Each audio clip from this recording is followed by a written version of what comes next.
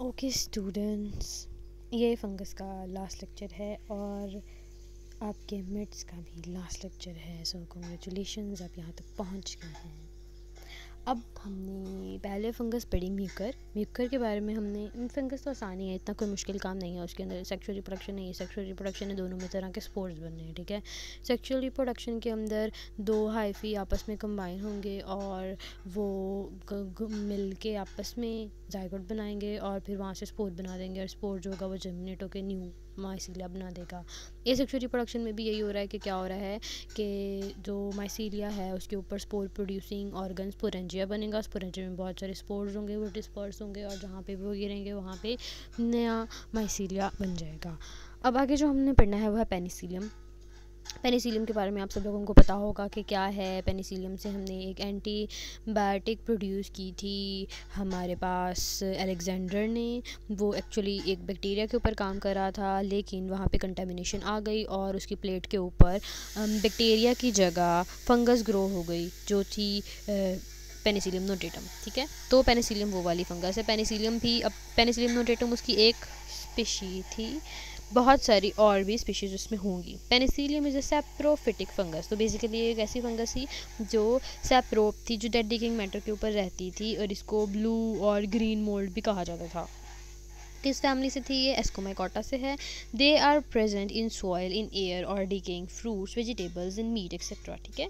जो wonder drug था first discovered by sir Alexander in 1929 work with the bacterium Staphylococcus aureus. His culture, जो उसने culture लगाया था पेट्री प्लेट के ऊपर, वो कंटेमिनेट हो गया था मोल्ड स्पोर्स के साथ जो थी पेनिसिलियम नोटेटम। और उसने जब उसके ऊपर वर्क किया तो उसने देखा कि ये हमारे पास किल कर रही थी बैक्टीरिया को, तो ये एज एन एंटीबायोटिक यूज़ होती है आज के ज़माने में भी, ठीक है। अब वेजिटेटिव स्ट्रक्चर कैसे होंगे? पेनिसिलियम हमें देखने में कैसी नज़र आती है? ऑब्वियसली एक मोल्ड है, उसके स्पोर हमें नज़र नहीं आ रहा होगा, तो पेनिसिलियम का स्ट्रक्चर कैसा है अब हम ये देखेंगे। Mycelium is well develop. इसका माइसीलिया जो होगा वो वेल डेवलप होगा, कॉपियसली ब्रांच्ड होगा, ब्रांचिंग उसमें होगी, ठीक है। It is compose of colourless cylinder tubular branched and septate hyphae, ठीक है। तो इसके जो हाइफी होंगे, जो फिलामेंट्स होंगे वो कलरलेस होंगे, कोई कलर नहीं होगा उसके अंदर, सिलेंडर होंगे, ट्यूब की शक्ल के होंगे, ब्रांचिंग उसमें होगी और सेप्टा भी होंगे, कंपार्टमेंट्स भी होंगे, ठीक है। ईच सेप्टम है द सेंट्रल पोर, जैसे मैंने पहले दिखाया था कि छोटे छोटे पोर भी हो सकते हैं जिसके अंदर साइटोप्लाज्म मूव कर रहा होगा जिसमें, तो इसके अंदर भी वो वाला पोर है। सब mycelia grow deeper into the substratum. तो यहाँ पे ये हॉस्टोरिया का स्ट्रक्चर बता रहे हैं कि इसमें हॉस्टोरिया का स्ट्रक्चर भी होगा जो कि सबस्ट्रेटम के साथ अटैच हो जाएगा और फिर अंदर जाके एब्जॉर्ब करेगा। और इसका फूड मटेरियल जो है ऑयल ग्लोब्यूल्स, ऑयल ड्रॉपलेट्स के फॉर्म में ये फूड रिजर्व करेगा। स्ट्रक्चर देखो कैसा है यहाँ पर इसका बना हुआ। इस स्ट्रक्चर को आप ऐसे याद कर सकते हो जैसे आपका मेकअप ब्रशेज होते हैं, बहुत सारे हेयर लाइक उसके ऊपर हेयर्स होते हैं ना, तो ये देखो इस तरह ब्रश लाइक अपीयरेंस है इसकी।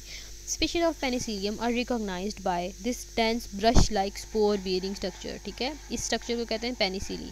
ये जो स्ट्रक्चर है जिसके ऊपर ये स्पोर्स उग रहे हैं, देखो लॉन्ग लॉन्ग ब्रांचेज में एक के ऊपर दूसरा स्पोर उग रहा है ना, तो ये वाला जो स्ट्रक्चर है ब्रश के तरह का, झाड़ू की तरह का, वो स्पोर बेरिंग स्ट्रक्चर जो है इसको बोलते हैं पेनिसिलाई, ठीक है। The conidiophores are simple and branch, इसके ऊपर ये कोनिडिया बन रहे होते हैं, कोनिडियोफोर्स के अंदर से स्पोर्स निकलते हैं। तो ये जो कोनिडियोफोर्स हैं ये सिंपल होते हैं, ब्रांच होते हैं, terminated by clusters of flask shape phialides. और देखो ये ऐसे जो स्ट्रक्चर बना है ना, ये फ्लास्क की तरह का स्ट्रक्चर बन रहा है, इसको उन्होंने कहा है कि फैलियट्स। स्पोर्स को बोलते हैं कोनिडिया, ठीक है। Are produced in chains from the tips of the phialides. अब इन फैलियट्स की जो टिप्स हैं उसके ऊपर ये देखो ये स्पोर्स उग रहे हैं। Be the younger spore at the base of the chain and are nearly always green.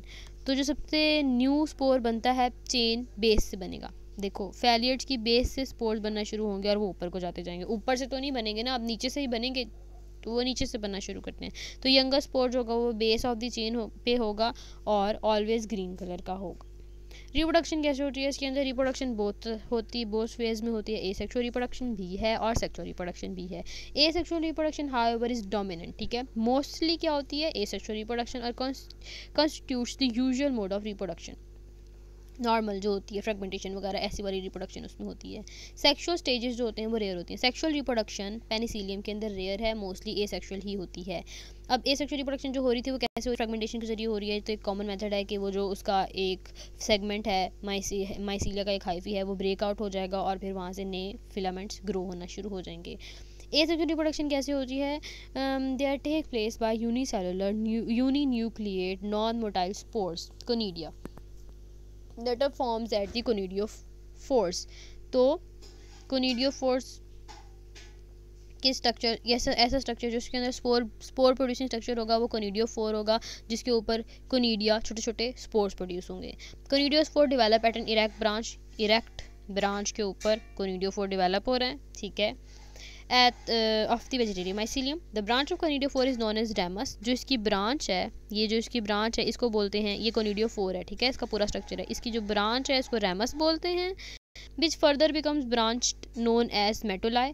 ये ब्रांच है, रेमस है, ये आपस में दोबारा ये देखो ब्रांचिंग इसमें आ रही है। जब वो और छोटी 4 में कन्वर्ट हो रहे हैं तो उसको हम बोल रहे हैं मेटोलाई। फिर फ्लास्क शेप और ज़्यादा ब्रांचिंग में कन्वर्ट हो रही है। फ्लास्क शेप से जो बन रही है उसको हमने बोल रहा है कि ये हैं स्टेरिगमेटा या फैलिएट्स, और फिर उनके ऊपर जो हैं वो हमारे पास स्पोर्स प्रोड्यूस करते हैं। तो ये पूरा का पूरा जो स्ट्रक्चर है उसमें डिफरेंट पोर्शंस को इन्होंने डिफरेंट नेम दिए हुए हैं। ईच स्टेरिगमेटा वो जो फ्लास्क शेप सा जो है उसकी टिप के ऊपर बनेंगे कोनिडिया। स्पोर को कह रहे हैं यहाँ पे conidia. During the development of conidium the tip of the sterigma swells up and its nucleus divide mitotically into 2 nuclei of which one migrate into the swollen tip, and by partition wall the swollen region cuts off from the mother and forms the uninucleate conidium। अब यहाँ पर उन्होंने बताया है spore बनने का procedure, ठीक है। उन्होंने कहा वो जो फ्लास्क शेप फैलिएट या स्टेरिगमा है ना वो स्वेल हो जाता है, वो फूल जाता है और उसका जो न्यूक्लियस होता है वो डिवाइड करके 2 न्यूक्लियस में बदल जाता है और एक न्यूक्लियस उसकी टिप की तरफ चला जाता है और टिप जो है वो कट हो जाती है और एक स्पोर में कन्वर्ट हो जाती है, ठीक है। आफ्टर मैच्योरेशन अब वो जो स्पोर है वो मैच्योर जब हो जाता है तो कैनिडिया गेट्स डी